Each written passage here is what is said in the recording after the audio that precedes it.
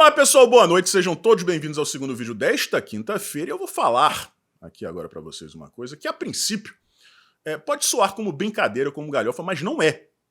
Eu estou falando seríssimo. O Lula não tem mais a menor condição de ser presidente da República. E não são questões morais, éticas, administrativas, não. Se fizerem um teste cognitivo no Lula, de sanidade mental, hoje, ele não passa. E a oposição tem que trabalhar nesse sentido, tem que correr atrás disso. Porque o Brasil está pagando pato, pessoal. Vou trazer para vocês aqui dois trechos de um discurso dele hoje lá no Nordeste. Parecia um comício eleitoral. E vocês vão ver que o corpo ainda está aqui, mas a cabeça não está mais. Repito, a oposição tem que trabalhar nesse sentido. Aguardem, porque é uma coisa realmente chocante. E são episódios repetidos. Tá? Antes disso, duas notícias apenas. A primeira é essa aí no canto da tela. O STF reservou 4,5 milhões de reais para o aluguel de veículos blindados. É tipo assim, você não pode ter uma arma. Você não pode ter uma arma. Agora, o ministro do STF ele pode ter dezenas de seguranças armados e carros blindados. E quem paga tudo isso somos nós. Nós não podemos pagar por nossa proteção, mas nós temos a obrigação, porque é uma imposição, de bancar a segurança dos ministros do STF que nos proíbem de nos protegermos. É assim, uma coisa muito surreal, né? Vocês não acham, não? E aí fica passando aqui pela minha cabeça, de onde eles tiraram que existe algum risco? Ninguém, pessoal, ninguém. Eu sei que muitas pessoas falam isso brincando, eu sei que muita gente diz isso em conversas privadas, mas ninguém tem a intenção real, né, de ferir mortalmente um dos ministros.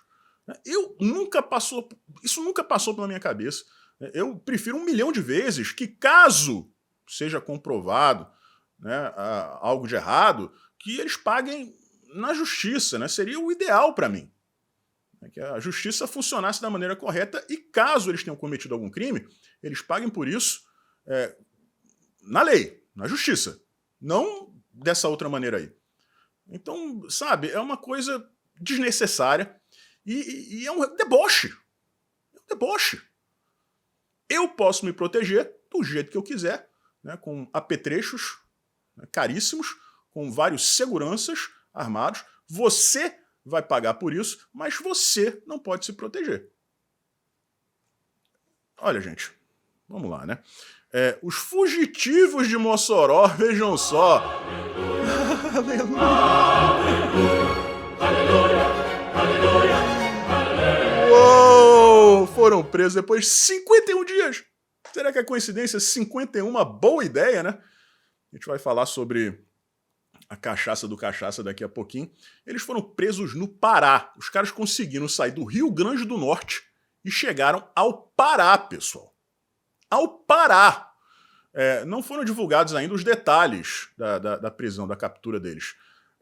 Eu gostaria de saber se foi um trabalho continuado, né, se foi uma investigação, né, que chegou a esse resultado, ou se foi algo aleatório, se eles estavam lá no Pará e a Polícia Federal tinha perdido o rastro, mas recebeu alguma denúncia ou algo desse tipo e, né, em uma segunda operação, em um segundo momento totalmente descolada daquela busca inicial, se eles conseguiram efetuar essa prisão aí. Mas, olha, é impressionante, hein? Parabéns aí pra vocês. Conseguiram permitir que 2 caras fugissem de uma prisão de segurança máxima no meio do semiárido, né? Passaram dias e dias a pé, a pé, né, nessa fuga.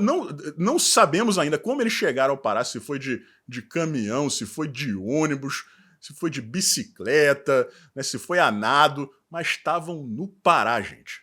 No Pará. Esse país é uma piada. Uma piada. Agora vamos lá, vamos falar do Lula. Eu trouxe para vocês, hoje, o Lula falando sobre número de mortos, de crianças assassinadas, supostamente por Israel, na faixa de Gaza. Ele disse 12 milhões, mais de 12 milhões de crianças. Os números oficiosos né, fornecidos pelo Hamas, né, o Ministério da Saúde, que é quem está passando esses supostos dados aí, é controlado pelo Hamas, é de 6 a 7 mil crianças, que, diga-se de passagem, são usadas como escudos humanos. Né? Aí o Lula vai lá e mete 12 milhões de crianças nessa história. Ah, mas ele errou, foi uma gafe. Na época do Bolsonaro não tinha isso. Eram números falsos, acusação sem provas, era sempre assim. O Lula não. Primeiro vem a observação, né? Erro de Lula. Né? Lula se confunde. Ele estava com uma folha de papel na mão, escrita por ele, né? Então o cara não consegue, ou o cara não consegue ler a própria grafia, né? Ou então mentiu descaradamente mais uma vez, e tem aquele vídeo dele dizendo: a gente saía por aí inventando números, não sei quantas milhões de crianças, mas Lula, você não pode falar isso. Não tem nada não, eles não ligam não, eles acham bonito. Então é um cara acostumado a fazer isso. Só que antigamente não tinha internet, né, a checada em tempo real. Então lá estava o Lula, no Nordeste, mentindo a respeito da transposição do São Francisco, que foi concluída pelo Jair Bolsonaro, mas ele tinha concluído 95% da transição. Gente, é o seguinte, aquela estrutura do São Francisco ela é feita para ficar embaixo d'água. Se você deixa aquilo ao sol, né, debaixo de sol, sem água, vazia, aquilo ali se destrói muito rápido. A parte do isolamento, né, então eles tinham feito, concluído 90 e poucos %, mas estava tudo aos cacarecos, estava tudo destruído, cheio de planta. Se você colocasse água, não tinha mais, né, o isolamento. Estava tudo sucateado. Então, no governo Bolsonaro, tudo isso foi reconstruído. Aí chega agora o Lula e diz: ah, não, tinha que ser um nordestino, né, para entregar a transposição do São Francisco. É um cinismo, uma mentirada, e não tem uma mídia tradicional para falar isso para ele. Nenhuma. Mas, enfim, eu vou trazer para vocês agora 2 trechos. Lembrem-se, ontem ele estava dizendo que 12 milhões de crianças tinham morrido em Gaza. Agora vejam esses números aí que ele inventou, tirou, a gente sabe de onde. Vejam aí. Ainda, os deputados que não conhecem, os senadores, não sei se a Raquel já conhece, sobrevoo de helicóptero a transposição, porque é a segunda grande coisa que você vê da Lua. Você vê o Muro da China e você vê o Canal do São Francisco, que é uma obra de mais de 640 quilômetros. Isso só pode ser feito porque Deus existe. O homem lá de cima falou: eu vou ajudar os nordestinos através de um nordestino. E cá estou eu, que saiu daqui para não morrer de sede, volta 150 anos depois e faz a transposição do São Francisco. Olha só, o que vai acontecer aí, pessoal? Vamos logo adiantar aqui, né? Vamos dar o bizu. A imprensa, os funcionários do Lula vão dizer que ele se confundiu. Ele quis dizer do espaço, de uma estação espacial, e aí falou Lua. Porque é verdade, alguns astronautas já disseram que identificaram a muralha da China do espaço, tanto do ônibus espacial quanto de alguma estação espacial. Mas da Lua não. E nenhum deles, em momento algum, seja de estação espacial, da Lua, de Marte, de Vênus, de qualquer outro lugar da Via Láctea, nenhum deles falou em bacia do São Francisco. Tá? Então, isso aí por si só é mentira. Mas vão dizer que ele se confundiu. É sempre assim. Né? E ele falou no início, né, como vocês viram, que ele voltou 150 anos depois para concluir a transposição. Sendo que, gente, já falei aqui, não foi ele. O Bolsonaro pegou a transposição que o PT tinha feito antes, estava tudo largado às traças, tudo sucateado. Então vamos lá. O cara mente, isso aí não dá nem para dizer que ele se confundiu, ele mente a respeito da bacia do São Francisco ter sido vista, isso aí não tem como ele dizer que foi confusão, e mente a respeito da transposição do São Francisco. Né? Ele mentiu também, né, a respeito do tempo depois que ele voltou, né, e mentiu também sobre ver a muralha da China da Lua. Mas isso aí você já consegue colocar na conta da demência. né? Ou então da Mardita. Tá? O fato aqui, pessoal, o fato aqui é que por mais que lá atrás o Lula mentisse pra caramba e não tivesse essa cobertura em tempo real da internet, são vários os discursos do Lula que estão disponíveis na internet, discursos daquela época. E ele era muito mais eloquente. Ele era o Lula, é inegável que o Lula, em um determinado momento da vida dele, ele era uma figura carismática, principalmente quando ele estava ainda com aquela aura de honestidade. Eu nunca imaginei, por mais que eu odiasse o PT desde sempre, né, isso aí foi, na minha família, todo mundo sempre foi criado para, né, odiar a esquerda, odiar o comunismo, e odiar o PT e nunca cogitar a possibilidade de um cara como o Lula ser presidente da República. Aconteceu. Quando aconteceu, eu nunca imaginei que ele fosse corrupto. Eu pensava que ele ia ser incompetente, que ia ser um desastre administrativo, mas nunca que ele colocaria uma quadrilha para tomar conta de Brasília e do Brasil inteiro.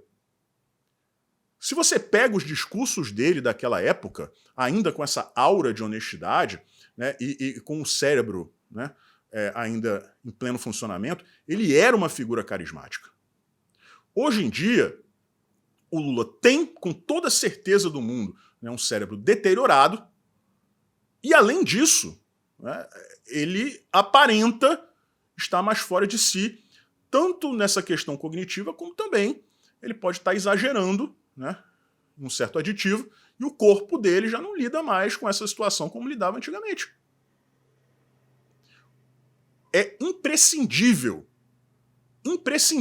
que a oposição peça exames médicos do Lula. Porque não tem mais cabimento a gente ficar à mercê do que esse cara faz, do que esse cara fala.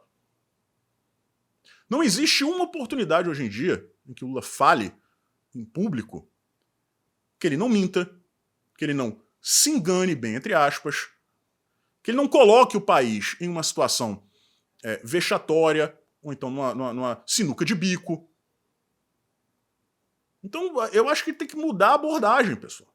Tem que mudar a abordagem. Já que a gente percebeu já que ele pode cometer o crime que ele quiser, né, fazer o que ele quiser, que ele está sendo protegido ali até determinado ponto, né, pelo menos agora, nesse estágio do governo, quando a economia se destroçar de vez, não vai ter como segurar, mas neste momento, enquanto isso não acontece, é primordial que um teste dessa natureza seja exigido.